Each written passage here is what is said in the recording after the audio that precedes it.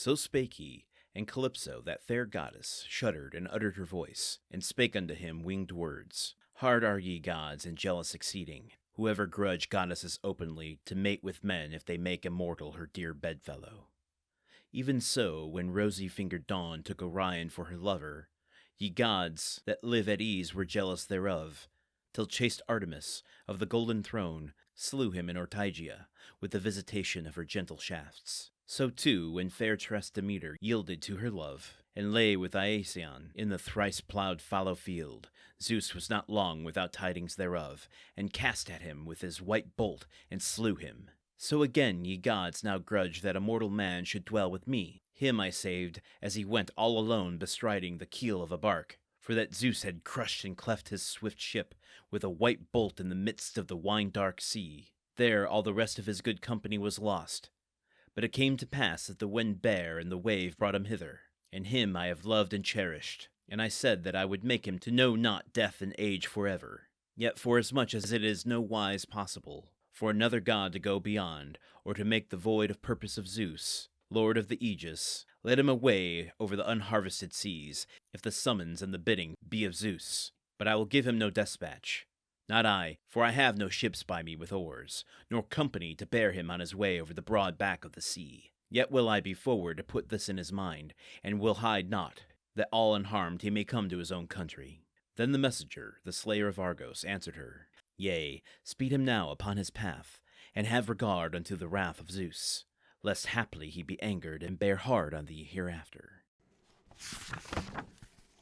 Okay, I am going to admit outright my biases here. This is the first we're really getting a glimpse into who Calypso is, and I will admit outright not knowing anything about her before this. I already painted out a picture of what type of character she was. A kind of wicked witch type. One that was keeping Odysseus here against his will, and maybe she is a little bit, but before we go really writing in stone those ideas of Calypso holding Odysseus perforce, as if she has some sort of wicked intention, her argument against Hermes is an interesting one, and one I didn't expect. This is why it's important to hear all sides of the story. I mean, yes, Odysseus is kind of caught in the volley between gods here, but yesterday after Hermes told her, you gotta let Odysseus go home, today she's like, dude, do you know how annoying it is, how maddening it is that all y'all deathless gods up there on Olympus do what you want, you turn into goats, you make love with mortal people all the friggin' time, but the second that I get a mortal man that I like, you're all jealous and want to interfere and tell me I can't have mine. But she does acquiesce eventually, saying, but if it's to be the bidding of Zeus, then I guess I gotta do it, because heaven forbid he strike me down just for wanting a little something of my own. So she's like emotionally rejecting this request by Zeus while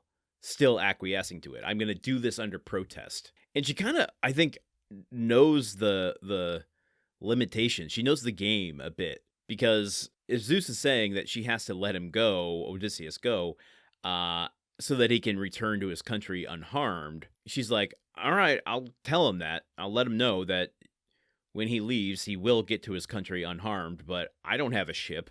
I don't have a group of men that he can use to get him there. So, like, if you want that to happen, that's going to have to be his own will. I'm not going to help with that. I'm not going to aid in Zeus's request here more than I have to. So Zeus, if he really wants Odysseus to get home unharmed, either him or Athena or someone else is going to have to help him out. I'll tell him that if he leaves, he'll reach home unharmed, but that's all I'm going to do. You can't make me do more. Maybe I'm reading too much into Calypso. I just wasn't expecting her to be so, I guess, rational and making a reasonable stance against the request of Zeus. Just wasn't what I was expecting. And Hermes is like, all right, well, You do what you have to, but make it fast. Let him get on his path immediately. Otherwise, Zeus is not going to be happy, and you don't want him coming down on your head. I'm sure Calypso will acquiesce even further, but we shall see. We shall see by reading a little bit more tomorrow. So join me here then for a little bit more of Book 5. Okay, bye. Odyssey is part of the Gruntwork Podcast Network. The show is produced, edited, and hosted by Landon Solano. The original text of The Odyssey, written by Homer. Theme song by Neuroflow. You can support this show and other shows like it by going to patreon.com/gruntworkpod. Thank you for listening. See you tomorrow.